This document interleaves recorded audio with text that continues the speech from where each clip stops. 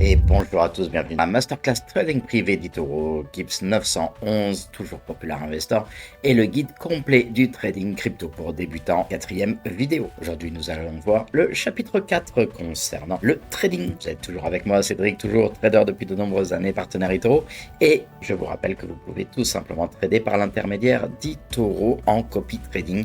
Vous n'avez rien à faire, juste à copier le portefeuille et automatiquement, toutes les actions d'achat et de vente que je ferai seront répercutées sur votre propre portefeuille, y compris par eToro. Vous pouvez voir mes statistiques sur les années 2020, 2021, 2022, 2023. C'est un tiers, donc ça veut dire que ce n'est pas moi qui publie mes propres statistiques, ce sont des statistiques officielles de la part d'eToro. Donc elles ne peuvent pas être manipulées, contrairement à beaucoup de monde. Allez, parlons de trading. Qu'est-ce qu'une position longue? Alors une position longue, ou simplement un long, ça vient de l'anglais, du mot long L-O-N-G, traduit donc en français par long L-O-N-G-U-E. Ça signifie acheter un actif dans l'espoir que sa valeur va augmenter.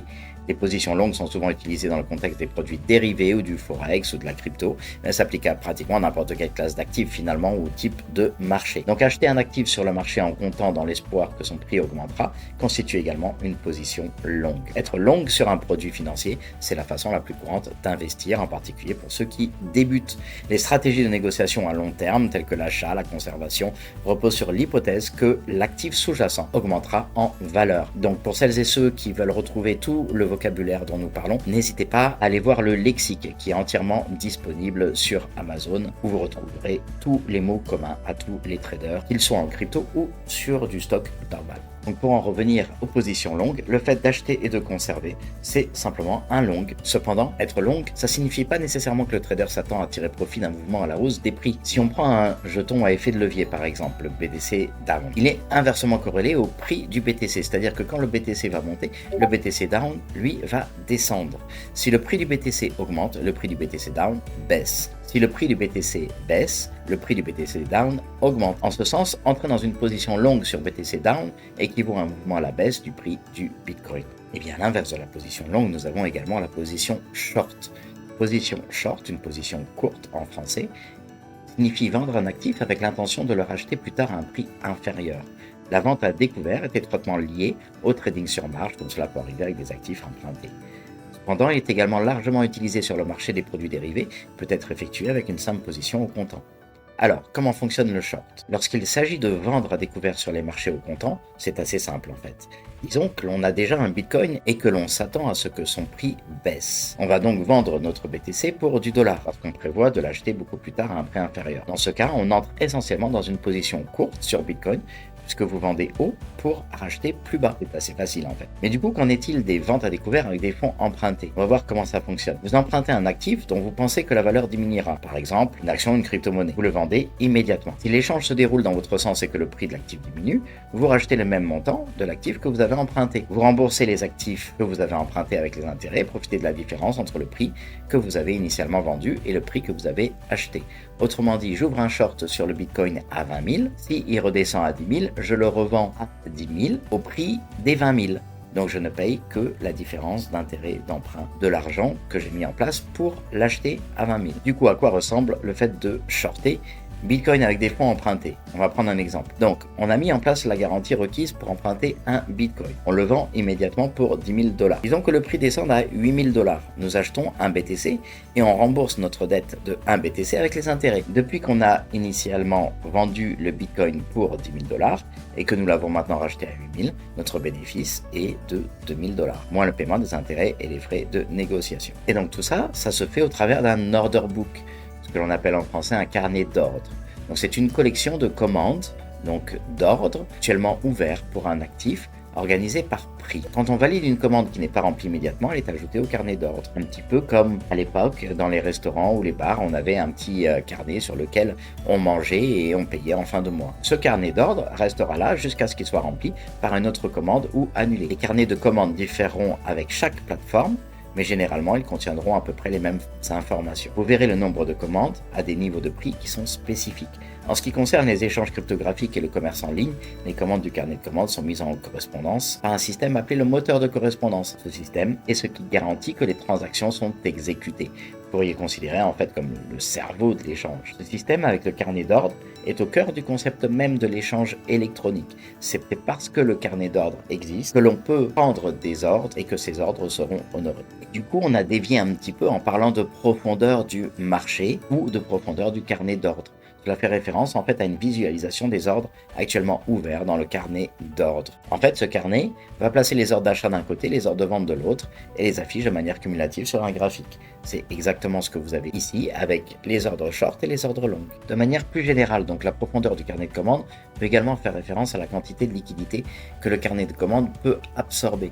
Plus le marché est profond, plus il y a de liquidité dans le carnet de commandes. En ce sens, un marché avec plus de liquidité peut absorber des commandes plus importantes sans effet considérable sur le prix. Cependant, si le marché est illiquide, des commandes importantes peuvent avoir un impact significatif sur le prix. Et là, on peut même aller jusqu'à rentrer dans de la manipulation de marché. Donc, un ordre marché va être un ordre d'achat ou de vente au meilleur prix du marché actuellement disponible. C'est essentiellement le moyen le plus rapide d'entrer ou de sortir d'un marché. Lorsque vous définissez un ordre du marché, vous dites essentiellement « J'aimerais exécuter cet ordre maintenant au meilleur prix que je peux obtenir ». Votre ordre marché continuera à exécuter les ordres du carnet d'ordre jusqu'à ce que l'ordre entier soit entièrement exécuté. C'est pourquoi les grands commerçants, les grands traders ou ceux qu'on appelle les grosses baleines peuvent avoir un impact significatif sur le prix lorsqu'ils utilisent les ordres du marché. Un ordre de marché important peut effectivement siphonner complètement la liquidité du carnet d'ordre. Et donc du coup sur ce marché on a vu qu'il nous faut des ordres de marché. Alors un ordre de marché c'est un ordre d'achat ou un ordre de vente au meilleur prix du marché actuellement disponible. Ça va être essentiellement le moyen le plus rapide d'entrer ou de sortir du marché. Lorsqu'on va définir un ordre au marché, on va dire essentiellement « J'aimerais exécuter cet ordre maintenant au meilleur prix que je peux obtenir ». Votre ordre au marché continuera à exécuter les ordres du carnet d'ordre jusqu'à ce que l'ordre entier soit entièrement exécuté. Imaginons que vous vouliez acheter pour 1000 $, et qu'il y a en face 10 personnes qui vont vendre pour 100 $. Eh bien, votre ordre va pouvoir être exécuté sur la première personne à 10h01 et 1 seconde, sur la deuxième à 10h01 et 3 secondes, etc. Et ça va continuer comme ça tant que l'on n'a pas rempli l'ordre à concurrence des 1000 $ initiaux. C'est pourquoi les grands traders, qu'on appelle aussi les baleines, les grands commerçants sur le marché d'ordre peuvent avoir un impact significatif sur le prix lorsqu'ils utilisent des ordres marché. Un ordre de marché important peut effectivement siphonner totalement la liquidité du carnet d'ordre. Et là encore, on rentre dans des manipulations. Et du coup, on a ce que l'on appelle le slippage dans le trading. On pourrait traduire ça en français par le glissement. Lorsque nous disons que les ordres de marché sont exécutés au meilleur prix disponible, cela signifie bien sûr qu'ils continuent à exécuter les ordres du carnet d'ordre jusqu'à ce que l'ordre entier soit exécuté. Cependant, que se passe-t-il s'il n'y a pas assez de liquidité autour du prix souhaité pour exécuter un ordre de marché important? Il pourrait y avoir une grande différence entre le prix auquel vous vous attendez à ce que votre commande soit exécutée et le prix auquel elle est exécutée. Parce qu'entre les 10h01 et 10h02 et 10h03 dont je vous parlais tout à l'heure, le prix du marché a pu être totalement différent. Et cette différence est appelée le glissement. Disons que vous souhaitez ouvrir une position longue d'une valeur de 10 bitcoins dans un altcoin, mais que cette altcoin a une capitalisation boursière relativement petite et donc une faible liquidité, ça va prendre un certain temps pour que les bitcoins puissent être tous vendus. Donc si on utilise un ordre marché, cet ordre continuera à exécuter les ordres du carnet d'ordre jusqu'à ce que l'intégralité de l'ordre de 10 bitcoins soit exécutée. Sur un marché liquide, vous serez en mesure de remplir votre commande de 10 bitcoins sans impact significatif sur le prix. Aujourd'hui, vous achetez 10 bitcoins sur le marché spot, il n'y aura quasiment aucune modification.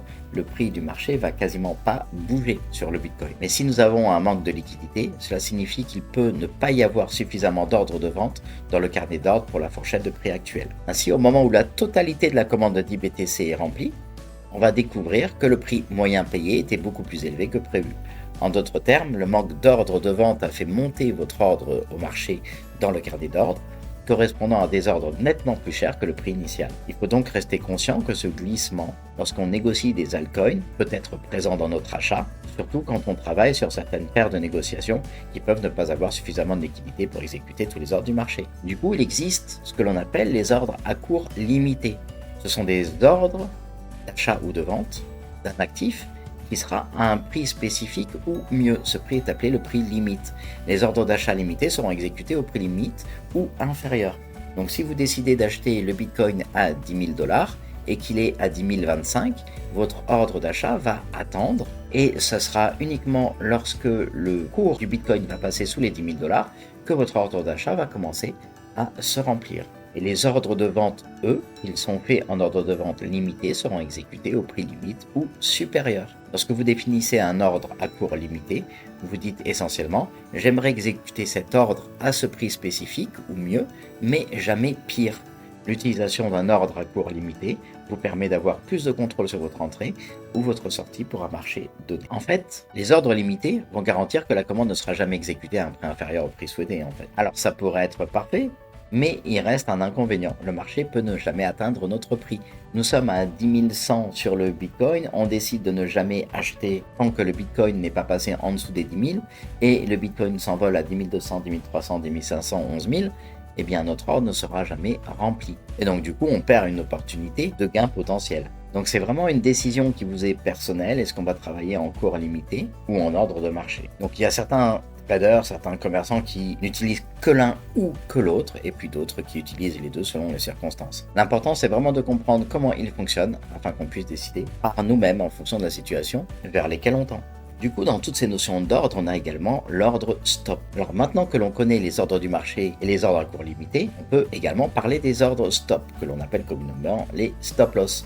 Un ordre stop loss, c'est un type d'ordre à court limité ou au marché qui n'est activé que lorsqu'un certain prix est atteint. Je vais acheter mon Bitcoin à 10 000 dollars et je me dis, bon, s'il monte à 11 000, 12 000, c'est très bien, je laisse courir mon trade. Par contre, s'il descend à 9 500, je refuse de perdre plus de 500 dollars entre 10 000 et 9 500, plus les intérêts de la plateforme.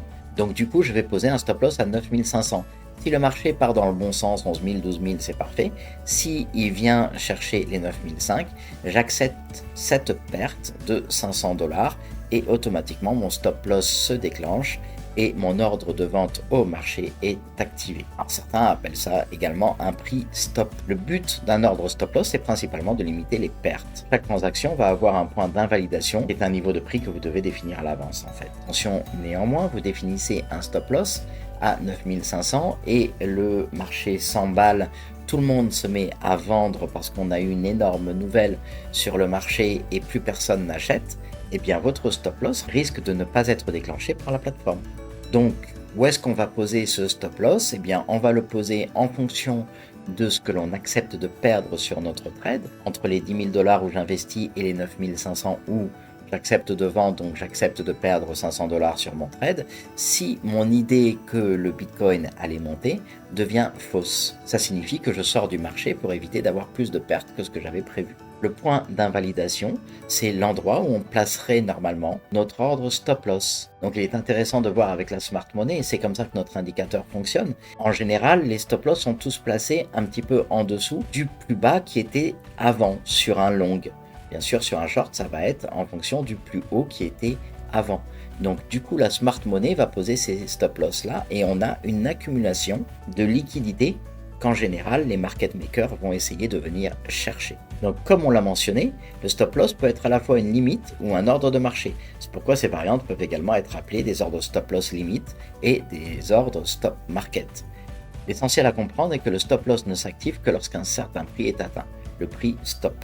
Lorsque le prix stop est atteint, il active soit un ordre de marché, soit un ordre à court limité. On va donc définir essentiellement le prix stop comme un déclencheur de notre ordre de marché et à court limite. Alors toujours concernant les stop loss, il y a une chose que l'on doit vraiment bien garder à l'esprit. On sait que les ordres limités ne sont remplis qu'au prix limite ou mieux, mais jamais pire. Si on utilise un ordre stop loss comme stop loss et que le marché s'effondre violemment, ce que je disais il y a quelques minutes, il peut s'éloigner instantanément de votre prix limite, laissant votre ordre non exécuté.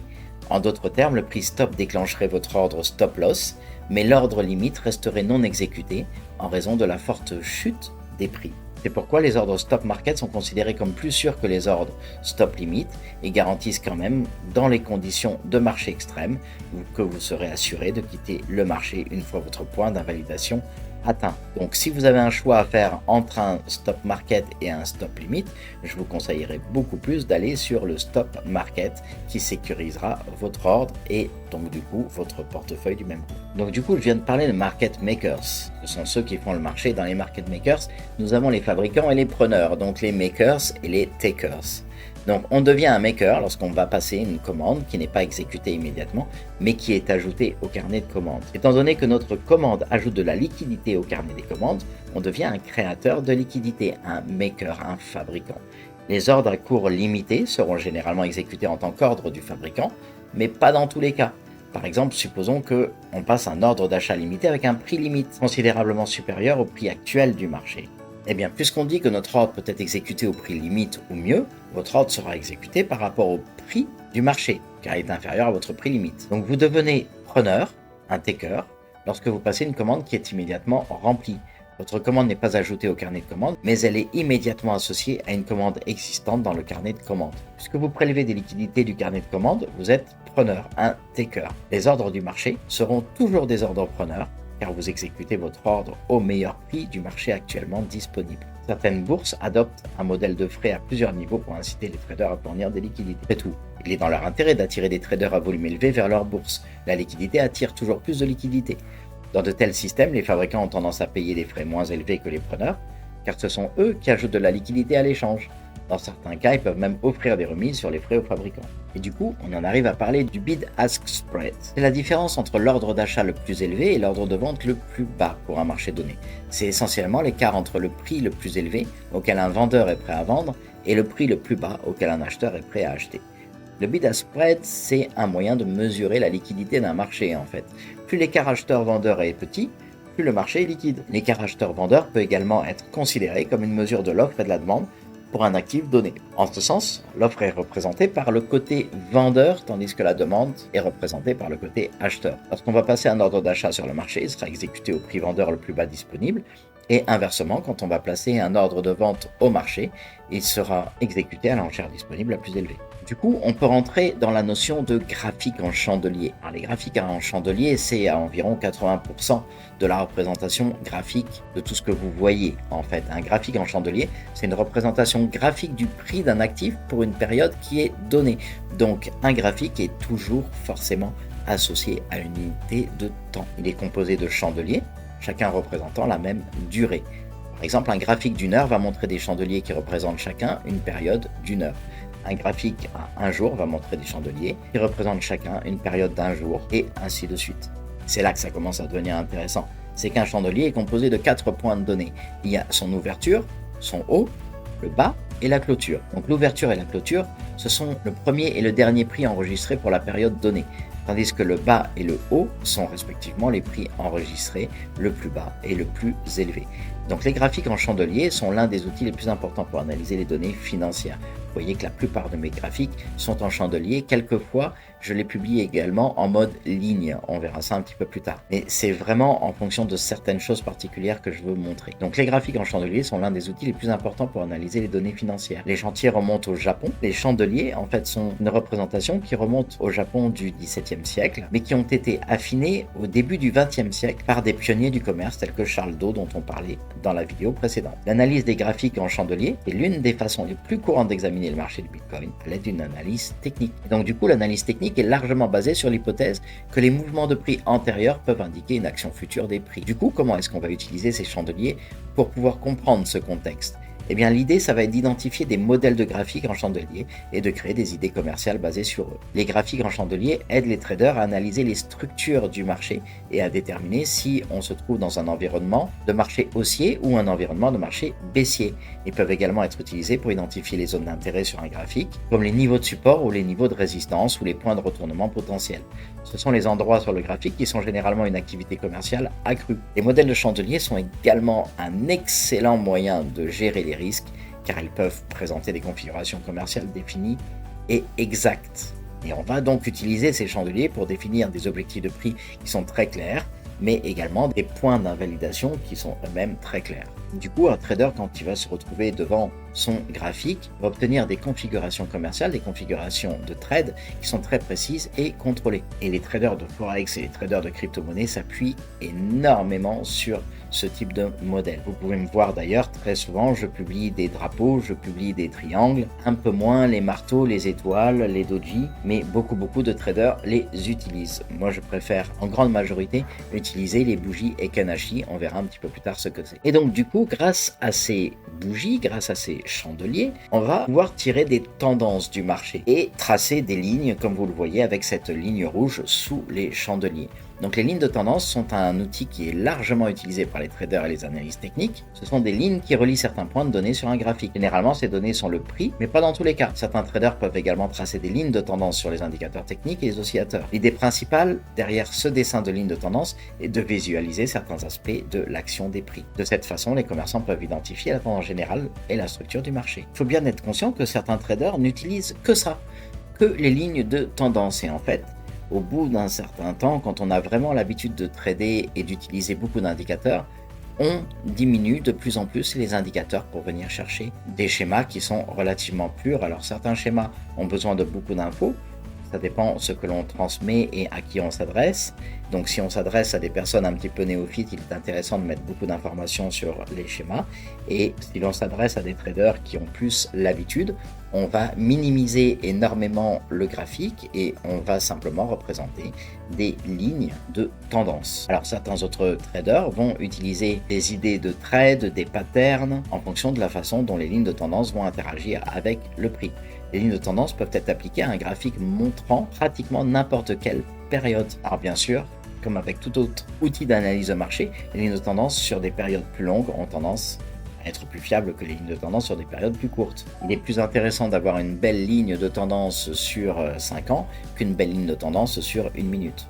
Un autre aspect à considérer va être la force d'une ligne de tendance. La définition conventionnelle d'une ligne de tendance définit qu'elle doit toucher le prix au moins 2 ou 3 fois pour devenir valide. En règle générale, plus le prix a touché une ligne de tendance et plus elle peut être considérée comme fiable. Un autre aspect qui va être considéré également, c'est sa force au niveau de la ligne de tendance. La définition conventionnelle d'une ligne de tendance définit qu'elle doit toucher le prix au moins 2 ou 3 fois pour devenir valide. En règle générale, plus le prix a touché une ligne de tendance, plus il peut être considéré comme fiable. Et c'est là que du coup, on commence à introduire la notion de support et résistance. Vous pouvez aller voir mes vidéos qui traitent de tous ces aspects-là, de manière à bien comprendre les actions de chaque chapitre par une vidéo associée. Le support et la résistance, ce sont deux des concepts les plus fondamentaux qui sont liés au trading et à l'analyse technique. Le support, ça va signifier un prix où le prix trouve un plancher, que l'on va retrouver énormément dans mes indicateurs et dans mes publications de graphiques par une ligne verte, c'est ce que l'on appelle la ligne de demande. Et en d'autres termes, un niveau de support est un domaine de demande importante. Cette ligne de support est une ligne où les acheteurs interviennent et font monter les prix. On va, à l'inverse, retrouver la résistance qui va se retrouver au-dessus comme un plafond, en général sur mes graphiques, il est en rouge. Et ce niveau de résistance est une zone d'offre importante où les vendeurs interviennent et poussent le prix vers le bas. Alors, vous savez maintenant que le support et la résistance sont respectivement des niveaux d'augmentation de la demande et de l'offre. Cependant, de nombreux autres facteurs peuvent entrer en jeu lorsque l'on pense au support et à la résistance. Donc les indicateurs techniques, tels que les lignes de tendance, les moyennes mobiles, les bandes de Bollinger, les nuages d'Ishimoku et le retracement de Fibonacci peuvent également suggérer des niveaux de support et de résistance potentiels. On va en parler dans d'autres vidéos. En fait, même les aspects de la psychologie humaine sont utilisés. C'est pourquoi les traders et les investisseurs peuvent intégrer le support et la résistance très différemment dans leur stratégie de trading individuelle. Grâce à cette vidéo 4, maintenant vous savez identifier les lignes de tendance, mais vous savez également trouver les zones de support et les zones de résistance. Parce qu'un trader sait parfaitement utiliser ces notions, il devient déjà très rapidement rentable. Du coup, vous allez voir, la vidéo 5 va être très intéressante et on va commencer à rentrer dans le pratique.